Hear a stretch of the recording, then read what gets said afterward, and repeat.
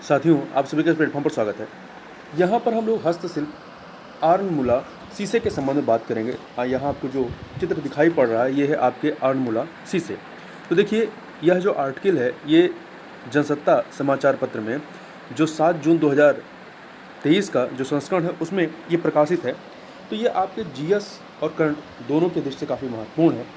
तो इसमें ये जो आर्टिकल है ये है, इसका टाइटल है कि भारत के अनोखे हस्तशिल्प आर्नमुला शीशे जो है वो जलवायु परिवर्तन कारण खतरे की जद में है। तो हमारे लिए महत्वपूर्ण है कि आर्नमुला शीशे हैं क्या, ठीक है, और ये कहाँ पे पाए जाते हैं और कहाँ पे बनते हैं। तो देखिए, देश विदेश में ख्याति प्राप्त धातु के फ्रेम में जड़े आर्नमुला शीशे जो हैं केरल के सदियों पुराने हस्तशिल्प हैं और ब्रिटिश संग्रहालय तथा बकिंघम पैलेस तक की शोभा बढ़ा रहे हैं। लेकिन जीआई संरक्षित, इन्हें जीआई टैग दिया गया है, लेकिन जीआई संरक्षित आर्नमुला शीशा निर्माण की कला अब जलवायु परिवर्तन के कारण संकट में है, क्योंकि बदलते मौसम चक्र से इन शीशों के निर्माण में प्रयुक्त होने वाली मिट्टी की गुणवत्ता जो है वो प्रभावित हो गई है। केरल में बाढ़ और अत्यधिक बारिश की घटनाएं लगातार बढ़ रही हैं और इसके कारण हस्तशिल्प में इस्तेमाल होने वाली एक जरूरी कच्चे माल पाबा बेसिन की मिट्टी पाम्बा बेसिन की मिट्टी की उपलब्धता जो है वो कम हो रही है तथा इसकी गुणवत्ता पर भी असर पड़ रहा है। केरल में आप देखेंगे तो पांबा नाम की नदी पाई जाती है। इस मिट्टी का इस्तेमाल सांचे बनाने में किया जाता है। मलयालम भाषा में आर्नमुला शीशों को आर्नमुला कन्नाडी कहा जाता है, क्योंकि इनका निर्माण जो है पथनमथिट्टा जिले के आर्नमुला शहर में होता है।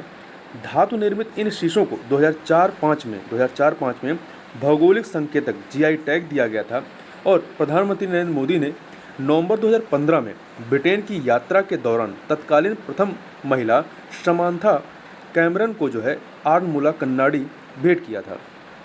इलाके में, मतलब केरल के इस इलाके में जहाँ पे ये बनाए जाते हैं, तो इलाके में पिछले कुछ वक्त से बाढ़ तथा भूस्खलन की घटनाओं ने आर्नमुला गांव की मिट्टी के रासायनिक तथा भौतिक गुण परिवर्तित कर दिए हैं, जिसके कारण कलाकारों को अब उस प्रकार की मिट्टी को तलाशने में मुश्किलें आ रही हैं जो शीशा निर्माण के लिए ज़रूरी है। देखिए, यहाँ पे वहाँ के कलाकार का उदाहरण देके बताया गया है कि 20 वर्ष से आर्नमुला शीशे बना रहे मनोज एस ने बताया कि 2018 की बाढ़ के बाद मिट्टी की गुणवत्ता में बदलाव आया है। पहले हम शीशे की ढलाई के लिए खेतों के ऊपरी मिट्टी लेते थे, अब हमें इसके लिए गहरी खुदाई करनी होगी। केरल मृदा सर्वेक्षण विभाग ने भी राज्य के बाढ़ प्रभावित क्षेत्रों में मिट्टी के रासायनिक और भौतिक गुणों में परिवर्तन की पुष्टि की है।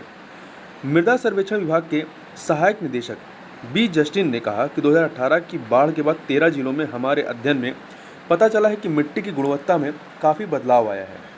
पाम्बा बेसिन में मिट्टी की गुणवत्ता में काफ़ी गिरावट आई है।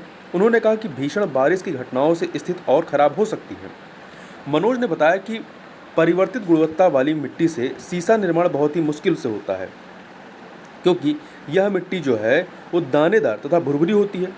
आर्नमुला शीशे के निर्माण में इस्तेमाल धातुओं का अनुपात यहाँ के लोग किसी को नहीं बताते और परंपरागत रूप से अगली पीढ़ी को इस कला में पारंगत कर दिया जाता है।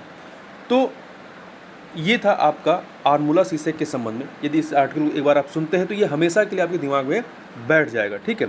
तो आप चाहे तो नोट कर सकते हैं कि मलयालम भाषा में आर्नमुला शीशों को आर्नमुला कन्नाडी कहा जाता है, क्योंकि इनका निर्माण पथनमथिट्टा जिले के आर्नमुला शहर में होता है, ठीक है।